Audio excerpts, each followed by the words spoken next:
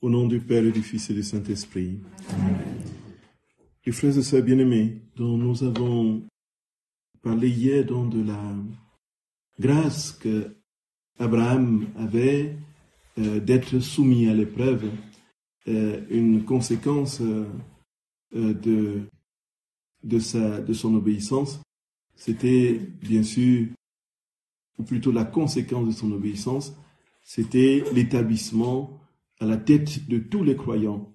Et le Seigneur dit très clairement, frères et sœurs d'amour, qu'il a été du fait de la réussite aux différentes épreuves qui lui ont été présentées, il a été établi comme la tête de génération de ceux qui croiraient en lui. Ça, c'est impressionnant, vous voyez. Et on comprend donc pourquoi notre Seigneur va se présenter à lui de manière singulière, comme on ne voit pas dans l'Ancien Testament. Quand on regarde Moïse, lui, il est monté sur la montagne, il a été de manière particulière en communion avec Dieu, mais il n'a vu Dieu que de dos, ici. Puisque Dieu lui dit, nul ne peut voir Dieu et mourir. Donc, Dieu, tu ne me verras que de dos. Donc, il met la main, alors qu'il est il met la main sur le visage de Moïse, et il passe, et Moïse ne le voit que de dos. Donc simplement pour dire que Moïse ne pouvait pas tenir debout s'il avait vu Dieu de ses propres yeux, puisque ce sont les yeux de l'âme qui voient Dieu, depuis le péché. Et donc, voici que Abraham, de manière tout à fait impressionnante, va voir Dieu de ses propres yeux, le toucher, et lui donner à manger, et parler avec lui. Voyez, vous connaissez l'épisode du chêne de Mamré. Donc, ici, on a tous les éléments pour comprendre que c'était vraiment la Trinité. Tout simplement parce que, frères et sœurs bien-aimés, qu'est-ce qui a fait qu'Abraham ait cet accès à Dieu de manière si singulière, avec la possibilité de le palper, de le toucher, de manger, de lui poser des questions, ainsi de suite. C'est tout simplement parce que il a refusé de faire sa volonté. Et ça, c'était la première étape. Nous voyons bien que Dieu, ici, quand il se présente à Abraham, il est extérieur. Il est à l'extérieur. Il se présente à lui de manière visible, physique, à l'extérieur, sous des apparences d'un homme. Et là où, dans la divine volonté, il y aura, en crescendo, une transformation de l'être intérieur à Dieu. Vous voyez? Donc ça, c'est avant d'arriver, de lire ce texte-là et de voir un peu comment notre Seigneur articule le don qu'il fait à l'âme qui s'ouvre à lui et qui accepte de ne plus faire sa volonté. Nous allons encore revenir très rapidement sur la question de l'épreuve. Donc Abraham a été soumis à l'épreuve et Jésus dit dans plusieurs passages, si c'était quelque chose de négligeable pour Dieu, Jésus n'aurait pas répété cela de manière aussi insistante dans différents passages du livre du ciel. La question de l'épreuve. Frères et sœurs bien-aimés, nous rêvons d'une vie sur cette terre déjà, voyez la vie voilà la vie sur un tapis rouge déroulant avec des goulots de glace que l'on avale à longueur de journée, dans la douceur, dans le soleil, tout est bon, tout est beau, tout est merveilleux. On rêve d'une vie sans épreuve, sans difficulté, sans souffrance. Mais disons-nous bien que depuis que l'homme a péché, il est impossible de rêver d'une vie sur cette terre sans la croix.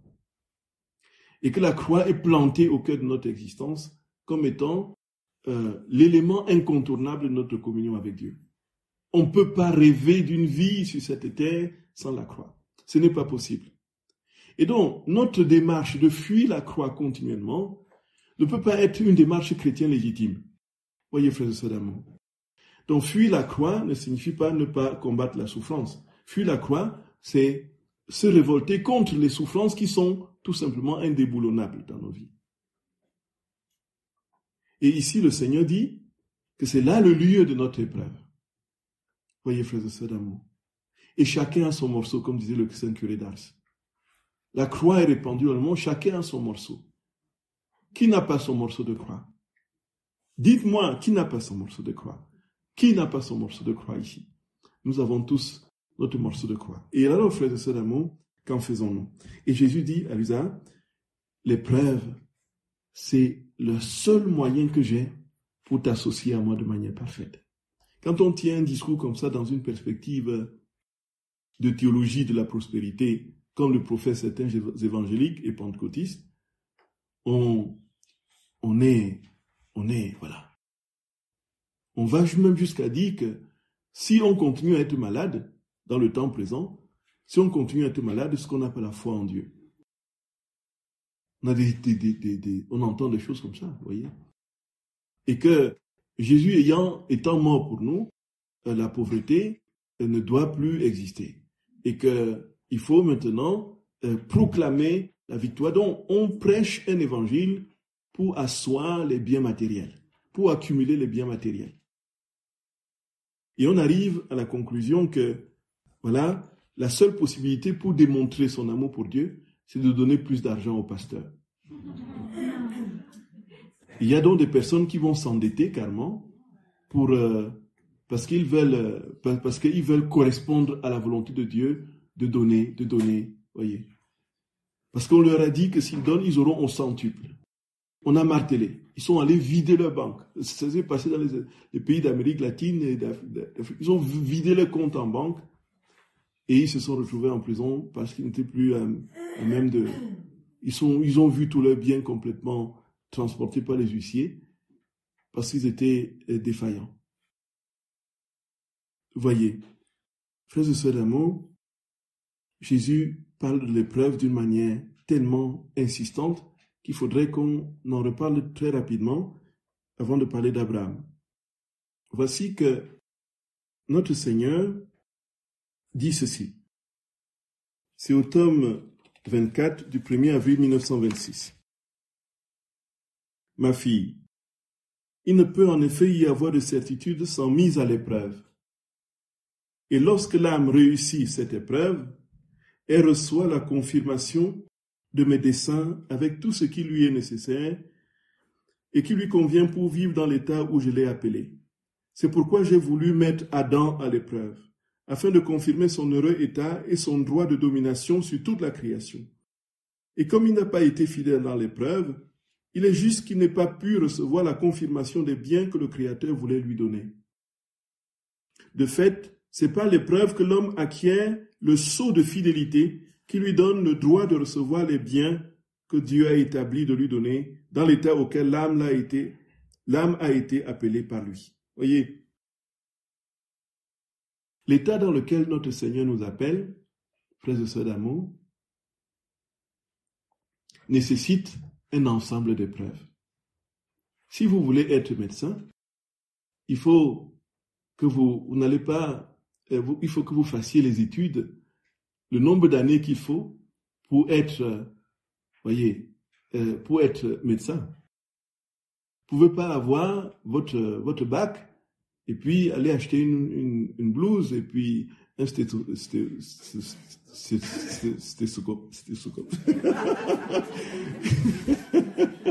On dit quoi? Oui, tout à fait, exactement.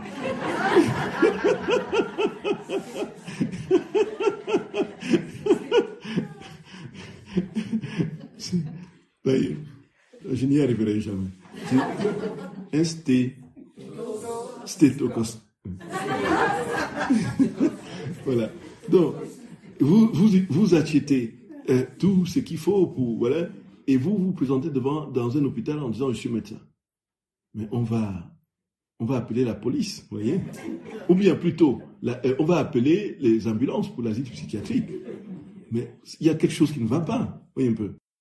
Il y a quelque chose qui ne va pas. Donc, à chaque type de correspondance à une grâce, le Seigneur adjoint une épreuve qui va avec. Donc, l'épreuve de Saint Padre Pio ne sera pas notre épreuve. L'épreuve de Marthe Robin ne sera pas la nôtre. L'épreuve du Saint Charbel ne sera pas notre épreuve. L'épreuve de Jean ne sera pas l'épreuve de Paul. L'épreuve d'André ne sera pas l'épreuve de Barnabé. Voyez. Donc, il y a une pédagogie de Dieu qui veut qu'au terme de ce qu'il attend de nous, que les épreuves nous aient préparés à cela et nous permettent de vivre pleinement, frères et sœurs d'amour, ce qu'il avait prévu pour nous. Et quand je regarde ma vie aujourd'hui personnellement, quand je vois ce que j'ai traversé, les épreuves bien sûr, de ma vie qui se sont amoncelées, et l'épreuve des épreuves qui est mon handicap, je comprends que je ne serais pas devant vous en train de parler de la divine volonté si je n'étais pas passé par là. Aujourd'hui, ça paraît tellement clair, tellement net, frères et sœurs d'amour. Tellement net, tellement clair, tellement précis, que je dis, Seigneur, oui, tu dis vrai. Quand je lis ces passages, je dis, oui, c'est vrai. Oui, c'est vrai. Il en est ainsi de chacun de nos frères et sœurs d'amour. Le Seigneur veut nous conduire à un état de sainteté absolue, dans la condition qui est la nôtre. Voyez, frères et sœurs d'amour. Il veut pour cela que nous ayons toute la formation nécessaire, voilà, que nous allions à l'école de la croix pour correspondre au dessein qu'il a sur nous. Et sans l'épreuve, dit Jésus, on n'a aucune valeur, ni devant Dieu, ni devant les hommes, ni devant soi-même. Voyez, ce n'est pas possible. Ce n'est tout simplement pas possible. Et le Saint Padre Pio, frère d'amour, à l'extérieur, il y avait des grâces en n'en plus finies, de conversion, de libération, de guérison. Les gens venaient de partout. À lui seul, en 50 ans, il aura confessé 15 millions de personnes. En 50 ans. Et il écrit dans ses lettres à ses confesseurs, il raconte le désert dans lequel il est, le désarroi dans lequel il est, le découragement dans lequel il est, comment il est assommé. Et l'ennemi ne le laisse pas tranquille. Il le frappe, il le pousse. Il n'a aucune lumière pour lui-même. Mais il a la lumière pour tout le monde. Pour lui-même, il n'a rien. Voyez, frères et sœurs d'amour. Nous imaginons que Padre Pio soit dans la douceur, le coton, et produise un fruit comme ça, les fruits qu'il a produits. Non. Quoi, c'est Saint Maria Escrivá de Balaguer qui disait que quand le Seigneur veut qu'une œuvre soit la sienne, il la signe de la croix. La signe de la croix. Voyez, frères et sœurs d'amour. Voyez. Et généralement, vous voyez Saint Charbel qui fait des miracles à n'en plus finir. Pensons-nous que sa vie a été doucereuse comme ça dans le coton des poulets rôtis et des cuisses de pintade arrosées de coulées de chocolat? Non, frères et sœurs d'amour. Non. Les douleurs infinies que vivait Saint Charbel, c'était indescriptible. Il devait passer des nuits de prière debout. Et à l'âge avancé déjà, les articulations qui lui causaient une douleur extrême. Il devait tenir, en plus de tout le détachement des affections. Il est à quelques kilomètres seulement de son village, il n'est plus jamais retourné. Il n'a même plus voulu voir ses frères, ses parents et tout ça. Jusqu'à la dernière seconde. Apparemment, même à la dernière seconde, vers la fin des fins, sa maman veut le voir, il dit, maman, non, on se retrouvera au paradis.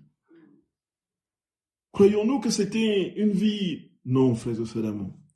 Et c'est pourquoi aujourd'hui, il continue à étendre des grâces à l'infini sur des âmes, sur des corps. Il vient lui-même faire le chirurgien la nuit dans les... Dieu, depuis qu'il est mort sur la croix, il veut que notre croix soit notre victoire. Voyez, frères et sœurs d'amour. Voyez. Quelqu'un m'a dit qu'à Lourdes, Alberto est venu sur un fauteuil roulant, c'est ça? Il est arrivé sur un fauteuil roulant, c'est ça? Oui. Et vous voyez, j'ai suivi sur Radio Maria la session de Lourdes, là. Je me dis, qu'est-ce que ça aurait été si j'étais en prison? Déjà, ce que j'entends à la radio, impressionnant. des gens qui sortent de leur fauteuil, des gens qui jettent leurs appareils, leurs appareils auditifs, les gens qui, par centaines, c'est impressionnant, une foison de miracles, de guérisons, de libération. Et celui par qui le Seigneur passe, il a une maladie qui ne guérit pas. Et que pensons-nous, frères et sœurs d'amour? Pensons que Alberto vit dans le coton et les trucs comme ça pour produire tout ça, que le Seigneur produise en lui tout ça. Notre problème, c'est que nous voulons avoir le beurre et l'argent du beurre. On veut être mystique et manger du chocolat du matin au soir. C'est ça. C'est ça. C'est ça. C'est ça.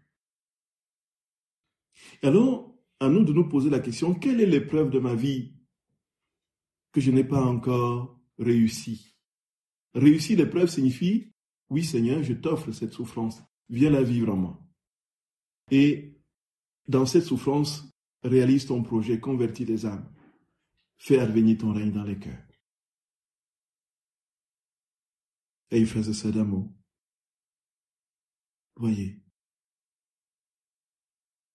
Jésus dit, c'est par l'épreuve. De fait, c'est par l'épreuve que l'homme acquiert le sceau de fidélité qui lui donne le droit de recevoir les biens de Dieu que Dieu a établi de lui donner dans l'état dans lequel l'âme a été appelée par lui.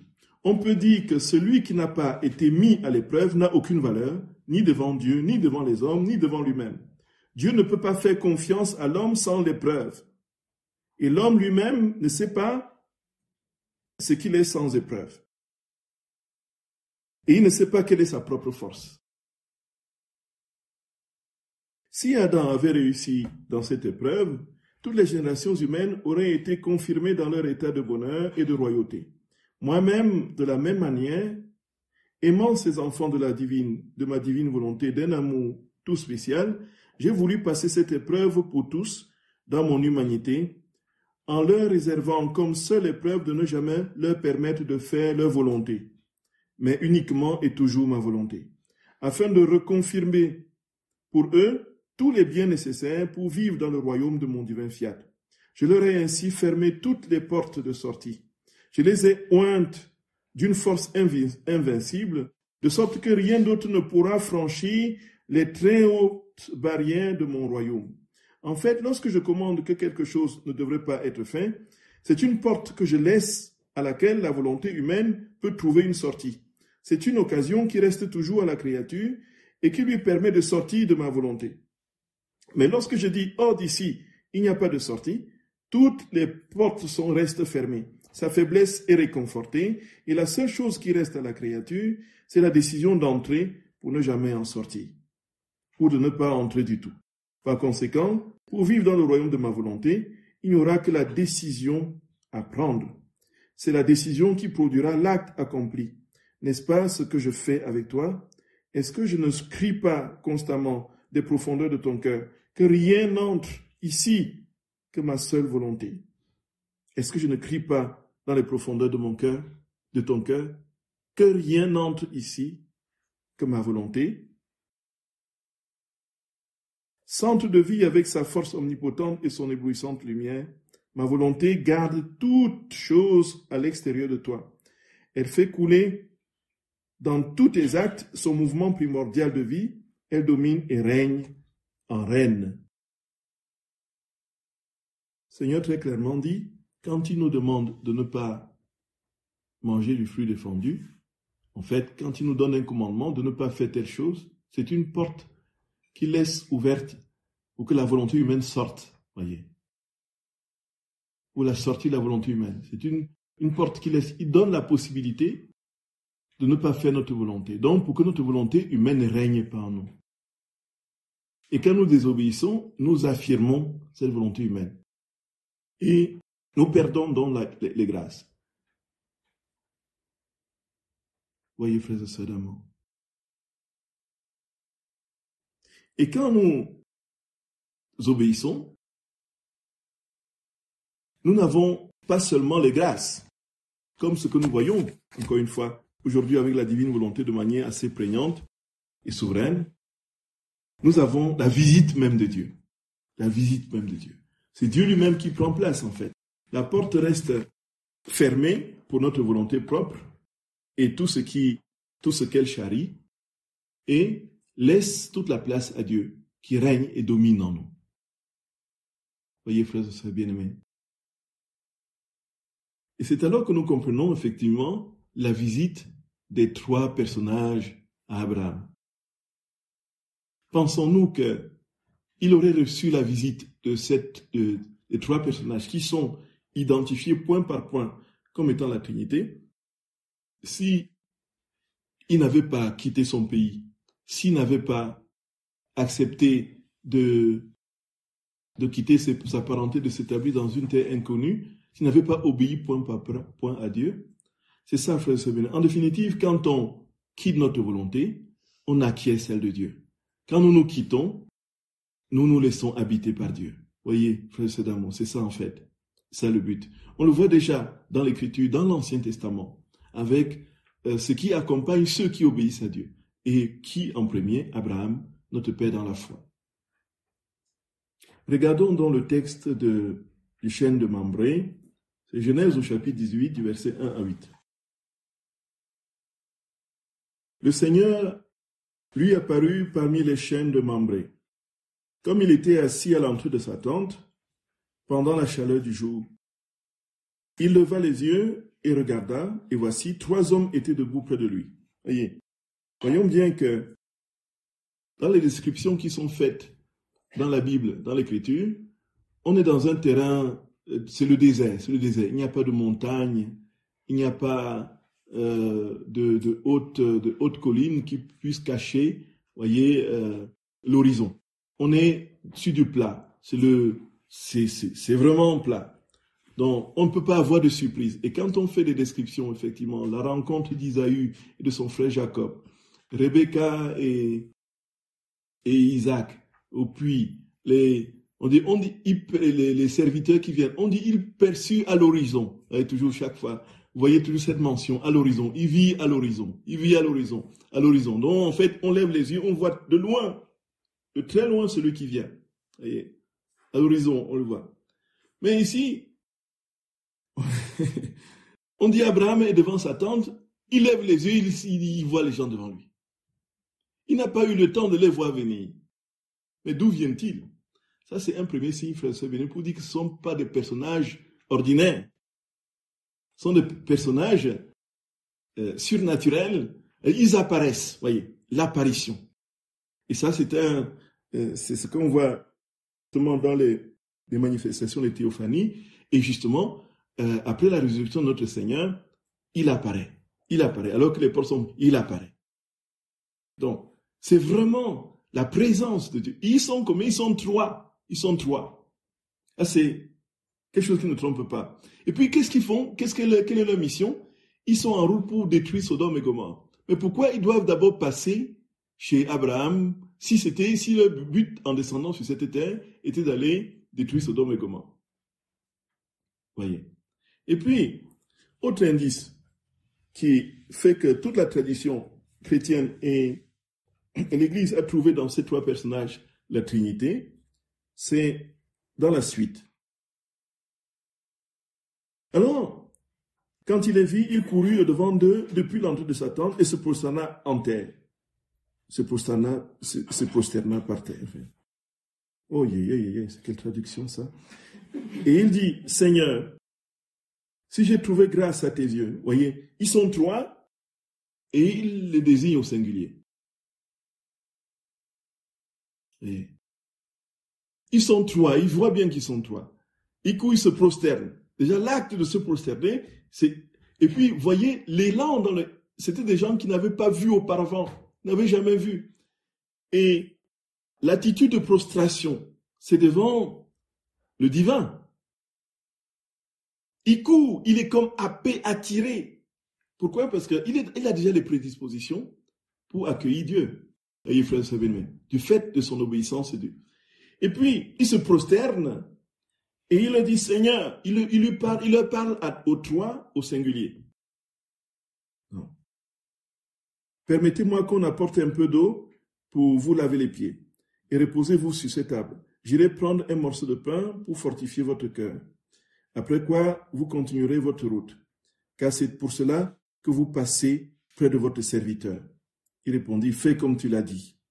Abraham alla promptement dans sa tente vers Sarah et il dit, vite 3 mesures de fleurs de farine pétrie et fais des gâteaux.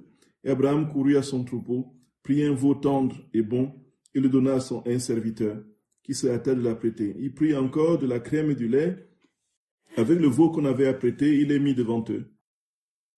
Il se tint lui-même à leur côté sur l'arbre, il mangeait donc. Ensuite, il continue son chemin et voilà, frères et sœurs bien-aimés, que Abraham va engager une conversation avec les 3 personnages au sujet de Sodome et Gomorrhe. Et nous connaissons la suite.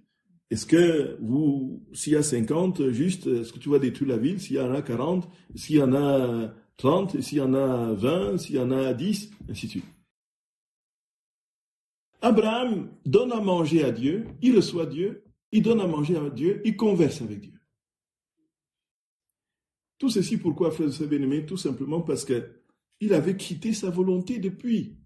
En fait, nous voyons bien que l'ultime vocation de cette vie dans la divine volonté, c'est d'être dans une communion continuelle avec Dieu. Le repas, c'est le signe de la communion, c'est le signe de la fraternité, bien sûr, le signe de la communion. On ne prend pas son repas avec ceux qu'on n'aime pas. Généralement, c'est pour tisser, même si on n'aime pas, c'est pour tisser la communion. Ici, notre Seigneur prend toujours cet exemple pour dire celui qui, je me tiens à la porte, Apocalypse au chapitre 3, verset 20, je me tiens à la porte et je frappe. Celui qui entend ma voix, nous viendrons chez lui et nous souperons avec lui et lui avec nous. Voyez un peu. Et c'est ainsi que notre Seigneur traduit la communion qu'il veut établir avec l'âme. Et cette familiarité qu'aucun autre personnage de l'Ancien Testament n'a eue avec Dieu, et qu'Abraham manifeste ici, vient tout simplement de ce qu'il a ouvert son cœur à la volonté de Dieu. Il a laissé Dieu prendre toute la place. Il a décidé que Dieu, qui ferait tout ce que Dieu lui dirait de faire. Voyez, frères et sœurs bien-aimés.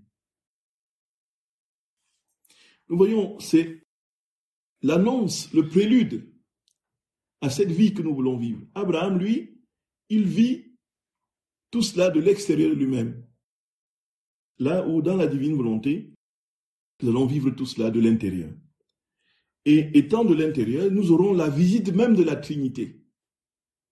Non pas parce que nous avons voulu faire la volonté de Dieu, mais parce que nous avons laissé Dieu vivre en nous tout entier. Nous voyons bien, frères et sœurs d'amour, qu'il y aura un échange qui ne sera pas un échange de l'ordre de la négociation et du pourparler, mais c'est de l'ordre de la volonté parfaite, comme me disait quelqu'un hier soir.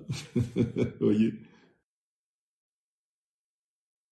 Dieu s'établit parfaitement avec sa vie et sa volonté en l'âme. Et c'est ici qu'on comprend que ce n'est pas du négociable, où on accepte de tout quitter pour tout avoir, on accepte de tout avoir pour tout perdre. Voyez. Le seul vrai bien, c'est Dieu. Alors, maintenant, frères et sœurs d'amour, quelle est la conséquence, justement, de cette chute? Qu'est-ce que cette chute a entraîné comme conséquence pour l'homme? Si on reprend notre croquis, on va se rendre compte qu'il n'y a plus rien, sauf la carcasse de la forme, l'intelligence, la volonté et la mémoire qui nous sont restés. On n'a plus de vêtements de lumière, on ne produit plus de vie divine, la vertu génératrice, on l'a perdue, notre volonté n'est plus unie à celle de Dieu. Voilà. L'homme est devenu une loque, voyez.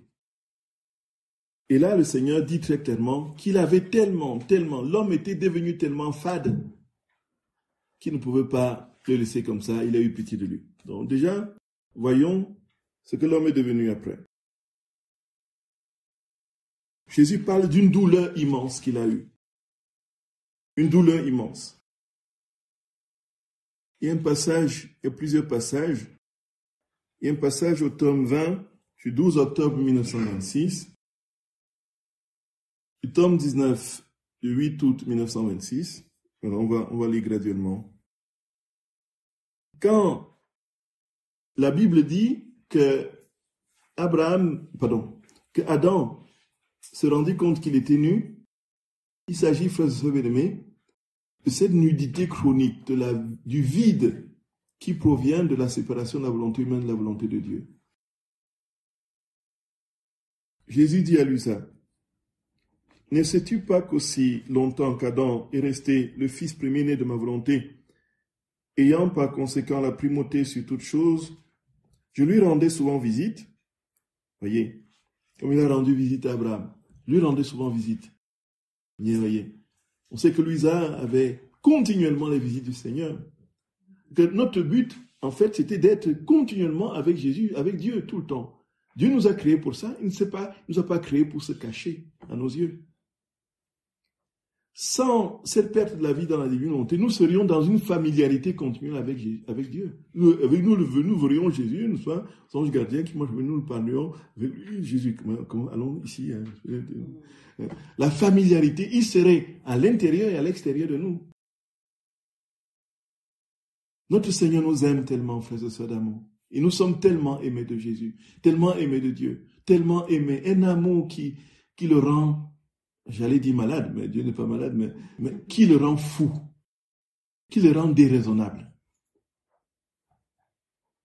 Et sa hâte, c'est de nous voir, de se laisser voir à nous.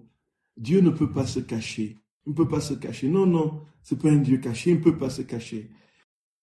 Il dit, c'est toi qui me voile à toi par le péché. Jésus dit, je lui rendais souvent visite. Ma volonté régnant en Adam, lui administrait tout le nécessaire pour être avec moi comme un fils qui fait la consolation de son père. Je lui parlais comme à un fils et lui me parlait comme à un père. En se retirant de ma volonté, il a perdu la primauté, les droits de premier-né, et avec cela, tous mes biens. Il n'avait pas la force de soutenir ma présence, et je n'étais plus attiré par une force et une volonté divine à aller vers lui. Tous ses liens avec moi furent brisés. Plus rien ne lui était dû de droit, et il a cessé de me voir sans voile, mais seulement parmi les éclairs éclipsés dans ma lumière. Ces lumières de ma volonté qu'il avait rejetées. Donc, quand il a quitté la volonté de Dieu, il a cessé de voir Dieu face à face, si on peut dire, et il ne le voyait plus que dans les éléments, les éclairs. Vous voyez la déchéance, précédemment. Et la déchéance. Au tome 19 du 8 août 1926, il dit « En se retirant de ma suprême volonté, Adam perdit la force unique de son Créateur, et comme il ne lui restait plus que la force limitée de sa nature humaine, le travail devint pour lui un labeur. L'énergie qu'il dépensait pour accomplir une action l'affaiblissait, à tel point qu'au moment d'en accomplir une autre, il lui restait moins de force que lorsqu'il avait commencé. Et c'est ce qui nous arrive. Le livre, frère Benoît. Voyons la peine avec laquelle nous devons, pour travailler, comment c'est dur, vous voyez comment c'est dur. Quand on dit, il y a des jours de congé, oula, oula, vous voyez un peu. Et puis on veut prolonger les congés, on fait des grèves pour qu'il y ait plus de jours de congé, vous voyez un peu. On discute au Parlement des heures sur la pénibilité du travail, vous voyez. Vous conduisez le train pendant 2 heures, on dit pénibilité du travail. Effectivement, c'est pénible. C'est pénible. D'où vient que ce soit pénible? Parce que le péché est passé par là. Jésus dit que, en fait, si nous étions pleinement en lui, chaque fois qu'on devait travailler, on devait avoir des forces supplémentaires. Voyez un peu. Le travail devait être l'occasion de recharger notre énergie, nos batteries, pour continuer à travailler. Donc chaque fois, une fois un travail fait, nous avons la possibilité de travailler 2 fois plus. Une fois, 2 fois plus, 4 fois plus. 4 fois plus, 8 fois plus, ainsi de suite. Vous voyez, chaque fois, le travail terminé, nos forces décuplent. Ce serait comme une charge de batterie, le travail. Vous voyez un peu. Aujourd'hui, c'est l'inverse, ça se décharge. On est fatigué, il faut se reposer. Jésus dit que c'est parce que le péché est passé par là. Donc ça veut dire que quand nous serons pleinement restaurés en lui, mais on va travailler 25 heures sur 24.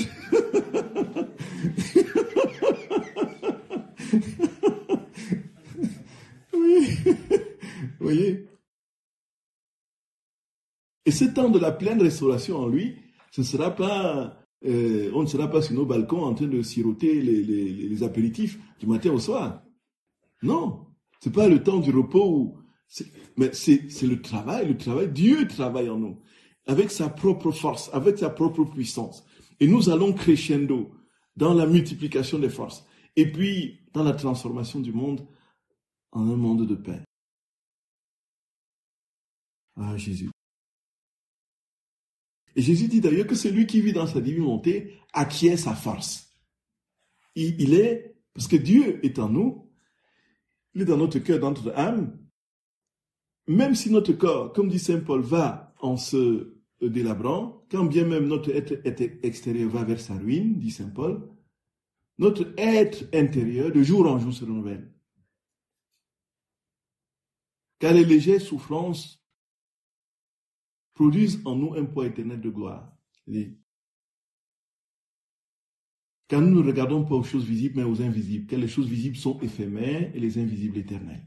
Donc nous rentrons dans le mot d'éternité, de l'invisible, et nous travaillons avec Dieu et en lui. Adam, quand il a fini de pécher, il a perdu tout ça.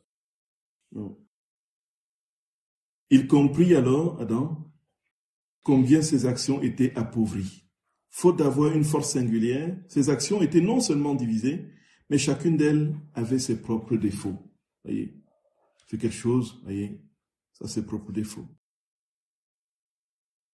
Et donc pour terminer au tome 36 du 20 novembre 1938, aussi notre douleur fut immense lorsqu'Adam, notre premier fils, sortit de notre vouloir pour faire sa volonté. Le pauvre perdut la vertu génératrice de générer des vies divines avec ses actes. Donc, on a vu la vertu génératrice sur le croquis là. Il ne pouvait plus générer des vies divines avec ses actes. Tout au plus pouvait-il encore faire des œuvres, mais non des vies. Il pouvait produire des œuvres, mais non des vies. Uni à notre vouloir, il avait la vertu divine en son pouvoir, et elle pouvait former autant de vies qu'il voulait avec ses actes. Ce qui lui est arrivé est comparable à une mère stérile à qui il n'a pas été accordé le pouvoir de générer, ou à une personne qui veut réaliser une œuvre et possède un fil d'or. Cette personne se sépare du fil d'or. Elle va même jusqu'à le piétiner. Ce fil d'or rejeté, c'est ma volonté. Comme vie, c'est ma volonté comme vie qui a été remplacée par le fil de sa volonté, que l'on peut appeler un fil de fer. Pauvre Adam, il ne pouvait plus accomplir des œuvres en or, revêtu par le soleil étincelant de mon vouloir. Il devait se contenter de réaliser des œuvres en fer, et même de sales œuvres pleines de passion. Le sort d'Adam a subi un tel changement qu'il était presque méconnaissable. Il descendit dans les abîmes de misère. La force et la lumière n'étaient plus en son pouvoir. Avant le péché, donc il n'avait plus le vêtement de lumière, quoi. Il avait perdu la force génératrice des vies divines, il avait perdu la lumière, il avait perdu la force. Avant le péché, dans tous ses actes, notre image et notre ressemblance grandissaient en lui, parce que c'était une tâche que nous assumions dans l'acte de sa création, et parce que nous voulions maintenir notre tâche, maintenir en vigueur notre parole créatrice à travers ses propres actes, le garder toujours avec nous et être en communication continuelle avec lui. C'est pourquoi notre souffrance était grande.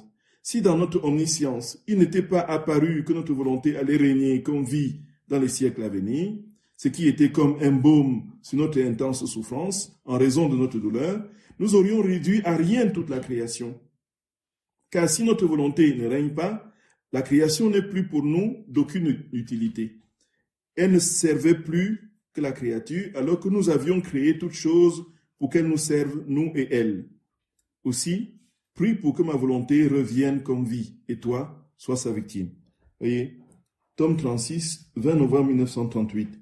Donc le Seigneur dit, frères et sœurs bien-aimés, que s'il n'avait pas à l'esprit qu'un jour nous serions restaurés dans cet état premier, alors la création n'aurait servi à rien. Ça aurait été réduit au néant. Et comme il savait dans son omniscience qu'un jour nous serons restaurés à cette image, à l'image et à la ressemblance de Dieu, alors ça a été un baume à son cœur. Et il a donc décidé non seulement de conserver la création, mais de travailler pour que les hommes parviennent à cette restauration sur cette terre. Donc en fait, il suffit tout simplement de dire à Jésus, « Jésus, je n'ai que toi, Seigneur. Je n'ai que toi, je veux que tu sois vie en moi, Seigneur. Je veux que tu sois vie dans ma pensée. Je veux que tu sois vie dans ma mémoire. Je veux que tu sois vie dans mon intelligence. Je veux que tu sois vie dans mes veines, dans mes artères. Que tu sois vie dans mon sang. Que tu sois vie dans mon corps. Que tu sois vie. Je veux que tu sois un autre moi. Que je sois un autre toi. » Et puis, alors frères et sœurs bien-aimés, nous construisons ainsi ce royaume. C'est un royaume intérieur. C'est un royaume. Le royaume de Dieu est au milieu de vous. Le royaume de Dieu est en vous. Le royaume de Dieu est à l'intérieur de vous. Et basile à tout human estime. Le royaume de Dieu est à l'intérieur de vous. Voyez. C'est ce royaume-là que nous attendons.